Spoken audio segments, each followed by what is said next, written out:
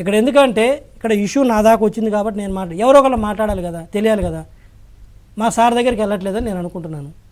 కప్పర్తెన ఒక పిఎస్ ఉన్నాడు సార్, లేదు కప్పర్తెన ఒక పిఎస్ ఉన్నాడు. ఆయన పెద్ద మా అందరికంటే అసలు కష్టపడింది మేమంటే రాజకీయ నాయకులము. ఆయన ఒక ఆఫ్టర్ ఆల్ అధికారి, చిన్న అధికారి. ఆయన ఏంటంటే ఫోన్లు ఎత్తాడా, కట్ చేస్తాడా.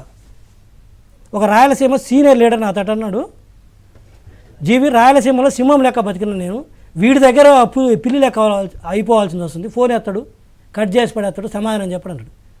మొన్న రీసెంట్గా నేను వేరే ఒక ఎన్ఆర్ఐ డొనేషన్ ఇస్తానంటే నేను కాల్ చేస్తే కట్ చేసి పడేస్తాడా. అరే నువ్వు దేనికి చేశాను, డొనేషన్ వచ్చారా ఇవ్వలేదా, ఏమి ఇస్తాడు, ఇట్లా చేశాను కట్ చేశాడంటే కలిసే అవకాశం లేదు, ఫోన్ కాల్ బ్యాక్ చేస్తాడంటే లేదు. అంటే సార్ ఎందుకు చెప్తున్నాడు, ఇది నాకు విషయంలో జరిగింది కాబట్టి చెబుతున్నాను. ఒక రాయలసీమ సీనియర్ లీడర్ అతని పేరు చెప్పడం దానికి అతను అన్నాడు కాబట్టి చెబుతున్నాను. నువ్వు ముందు నీ డ్యూటీ అటెండ్ చేయటం అయ్యా. Calls you are there for, you are not a minister or something, you are there for calls attend చేయి. ఆపరేటర్ జాబ్ అంతే, ఆపరేటర్ జాబ్, నువ్వు ఆపరేటర్ జాబ్, నువ్వు విను. ఇప్పుడు సార్ నీది కలవాలి, డొనేషన్ ఇవ్వాలనుకుంటే నీ డొనేషన్ వద్దంటావు, సారు చెప్పు. సారు చెప్తే సార్ అంటాడు వద్దు అతను డొనేషన్ తీసుకోవద్దంటే నువ్వు అదే చెప్పు, గమ్మునుంటారు. లేదు జీవీ రెడ్డి వచ్చి కలుస్తాడు, సార్ చెబుతాడు వద్దు జీవీ రెడ్డిని కలవద్దని చెప్పు, నువ్వు చెప్పు ఆ మాట, జీవీ రెడ్డిని నేను కలవను అన్నాడు సార్ అని, లేదా విక్రమ్ గారు కలుస్తున్నాడు, ఫోన్ చేయి. అట్లా జీవి జగన్మోహన్ రెడ్డి అట్లా పిఎస్ తో రఘురామకృష్ణరాజు చెప్పించినందుకే కదా అంత పెంట అయింది. 4 ఏళ్ళు కేవలం పిఎస్ తో నేను సార్ కలవడంట అని చెప్పించినందుకు ఆయన హట్ అయ్యాడు. అట్టయి రివర్స్ అయిపోయింది వ్యవహారం. నీ డ్యూటీ అదంటే నేను ఈ కాంటాక్ట్ వేరు, నేను చెప్తున్నది అది నువ్వు ముందు ఇంటిమేట్ చేయి. సార్ తీసుకుంటే నిర్ణయం తీసుకుంటాడు. ఇప్పుడు మేము సార్ని కలవగలిగిన అంటే ఇది ఒక ఎగ్జాంపుల్ చెప్తున్నాను. ఎందుకు అంటే చాలా మంది ఇప్పుడు చెప్పాలంటే వెళ్ళాలి కదా, ఇది ఒకటి.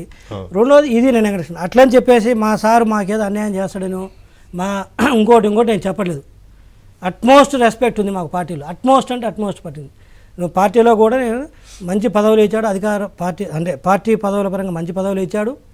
అండ్ ప్రతి దాంట్లో కూడా మమ్మల్ని ఇన్వాల్వ్ చేశాడు. వర్క్ చాలా నేర్చుకున్నాం కూడా సార్ తోటి, నేనేం కాదనంటే ఆ విషయంలో జీరో డిస్ప్యూట్. సో కాకపోతే ఏమవుద్దంటే ఇప్పుడు అధికార ప్రతినిధులు అనే వాళ్ళకి ఏంటంటే వెంకటేశ్వర గారు పార్టీ తరఫున మాట్లాడేటప్పుడు ఒక వాల్యూ ఉంటుంది. మాకు వాల్యూ ఉంటే మేము మాట్లాడే మాటకు వాల్యూ ఉంటుంది.